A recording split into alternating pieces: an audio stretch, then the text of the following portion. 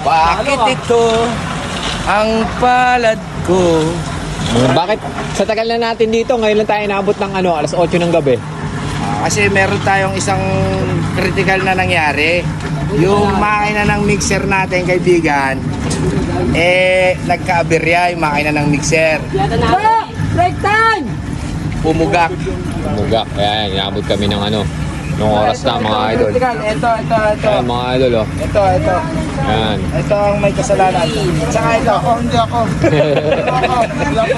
Ayan mga idol, inabot tayo ng siguro abutin pa tayo ng alas 11 dyan mga idol. Medyo malaki pa yung binubuhusan natin. Muna mga kaibigan, sige, kain mo lang tinapay. Break time muna tayo ng konti. Kain mo na para magkaroon kayo ng lakas. Amo ba ito? Sige, lagi niyong titibayan yung dibdib niyo ha. Kasi meron tayong mga anak na binubuhay. Lagi niyong iisipin. Ayan mga sabi ni Foreman.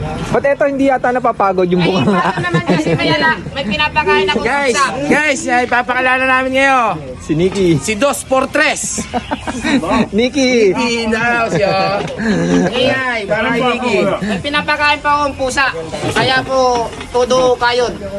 Pati-uti. Dos Portres. Walang pagod no? Buti hindi ka napapagod idol. Hindi nga pwedeng mapagod kasi may pinapakain niya akong pusa. Yung bunga nga, napapagod. Hindi, full church lagi yan.